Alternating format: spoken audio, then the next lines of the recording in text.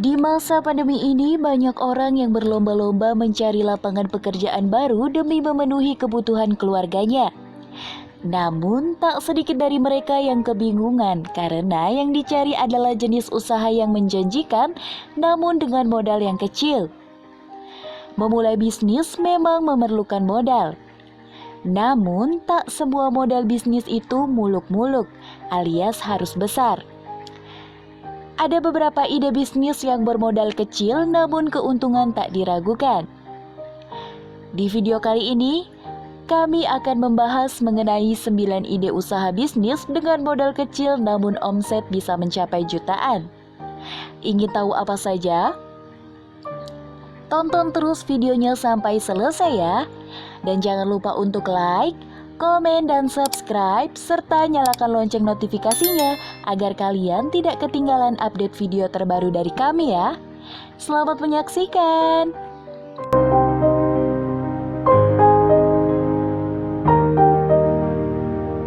Number 1. Toko online.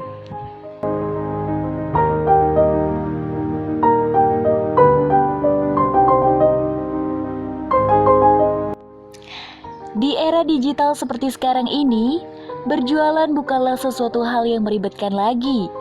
Berjualan bisa dengan hanya bermodalkan koneksi internet dan barang yang dijual. Terlebih di masa pandemi seperti sekarang, di mana orang akan menghindar berkerumun untuk mendapatkan barang yang mereka butuhkan. Mereka tinggal melakukan transaksi alias belanja di toko-toko online. Adanya kondisi seperti itu dapat kita jadikan peluang usaha, yakni usaha membuka toko online. Cukup membuat akun di lapak toko online seperti Shopee, Bukalapak, Lazada, dan masih banyak yang lain. Kemudian kita menjajakan dagangan dengan hanya memfotokan produknya dengan menarik serta diberi harga.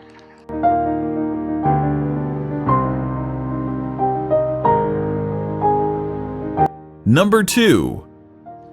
Warung kopi plus wifi.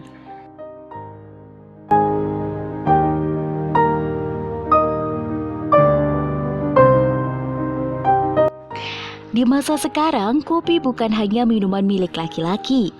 Perempuan juga menggemari kopi, bahkan fanatik dengan kopi. Sehingga konsumen pembeli kopi semakin banyak, tak hanya kalangan laki-laki.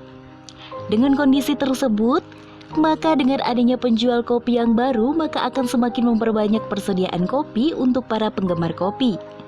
Terlebih ketika dipasang wifi gratis untuk mereka yang membeli kopi. Pasti akan banyak digemari berbagai kalangan, bukan hanya anak muda.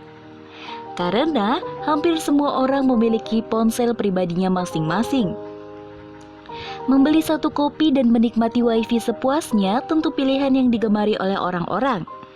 Jadi, usaha kopi plus wifi adalah kombinasi yang cerdas dan menarik konsumen.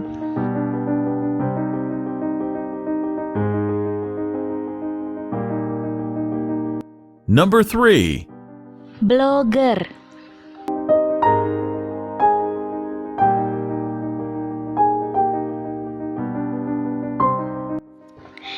Menjadi blogger di masa pandemi ini merupakan pilihan yang sangat tepat, karena hanya memerlukan kuota dan kemampuan dalam mengelola blog.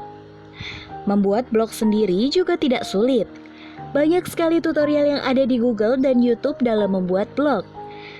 Keuntungan dari blog sendiri dapat diperoleh dari banyaknya pengunjung dalam blog yang kita buat, atau yang biasa disebut dengan traffic.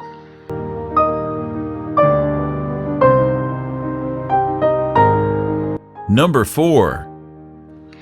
Konten kreator di YouTube.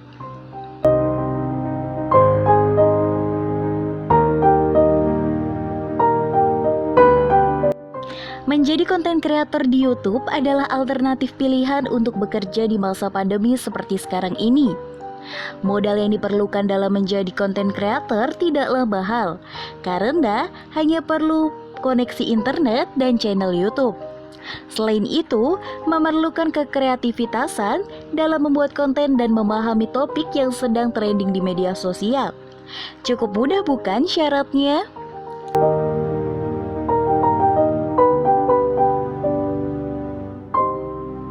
Number 5. Desain grafis.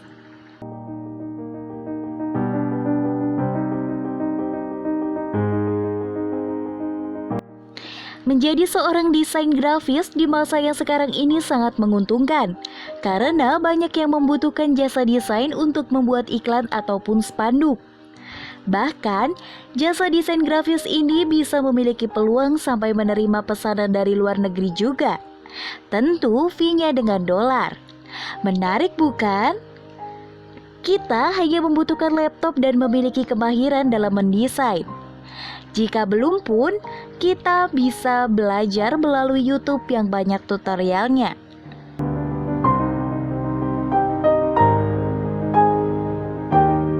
Number 6.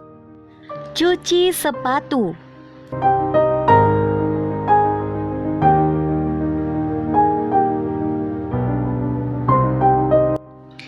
Bisnis cuci sepatu di masa sekarang memiliki banyak keuntungan. Karena para remaja sekarang tidak mau sesuatu yang meribetkan. Mereka memilih instan dan lebih mengorbankan uangnya untuk mendapatkan sepatu yang bersih. Terlebih anak muda sekarang yang menggemari sneakers. Hal ini sangat bisa menjadi peluang dalam membangun bisnis cuci sepatu. Modal yang diperlukan untuk membangun usaha cuci sepatu ini pun tidak mahal. Dan tentu masih terjangkau untuk diaplikasikan.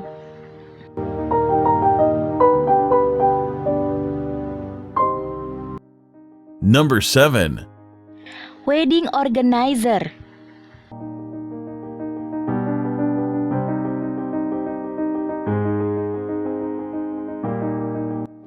Usaha menjadi wedding organizer adalah pilihan untuk orang yang tak ingin mengeluarkan uang untuk modal. Karena wedding organizer ini mendapatkan modal dari pemilik acara. Sehingga tak perlu ribet mencari dana pinjaman untuk memulai wedding organizer. Untuk memasarkannya pun juga tinggal melalui online, sehingga jaringannya semakin luas menjangkau konsumen. Namun, usaha wedding organizer ini memerlukan kerja tim, sehingga tidak bisa bekerja sendirian. Mungkin kisaran 5 sampai dengan 6 orang dalam satu tim.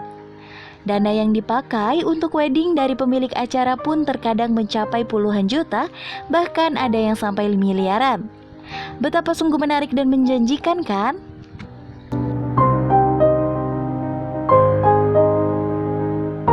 Number 8.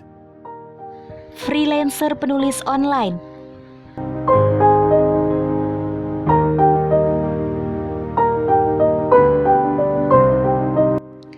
Menjadi freelancer penulis secara online adalah pilihan yang menguntungkan di kala pandemi dan susah mencari kerja seperti sekarang ini. Banyak sekali jenis penulis online, mulai dari menulis cerpen, puisi, sejarah, naskah, dan masih banyak yang lain. Kerjanya pun hanya di rumah. Kita hanya bermodalkan laptop dan kemampuan menulis. Dengan hal tersebut sudah cukup untuk menjadi freelancer. Tidak ribet dan modal juga tidak muluk-muluk. Selain itu, usaha menjadi freelancer penulis ini mampu mengasah kemampuan diri sendiri dalam menyusun kalimat yang enak untuk dibaca serta kemampuan berlogikanya juga akan terasah. Tak sedikit penulis yang mampu mengerjakan proyek jutaan dalam waktu 1 minggu. Menjanjikan bukan bisnis menjadi penulis lepas?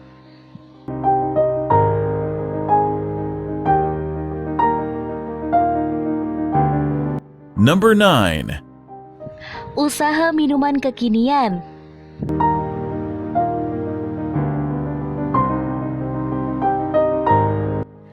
Membuka usaha minuman kekinian menjadi alternatif di masa sekarang ini. Banyak kaum muda yang menggemari minuman dalam gelas plastik dan memiliki tulisan motivasi. Terlebih setelah mereka membeli kemudian mengabadikannya dengan memfoto minumannya kemudian diupload di media sosialnya. Hal ini menjadi hal yang menguntungkan untuk pengusaha minuman kekinian, karena secara tidak langsung mereka akan memasarkan produk yang kita miliki di media sosialnya, sehingga teman-teman mereka tahu produk kita.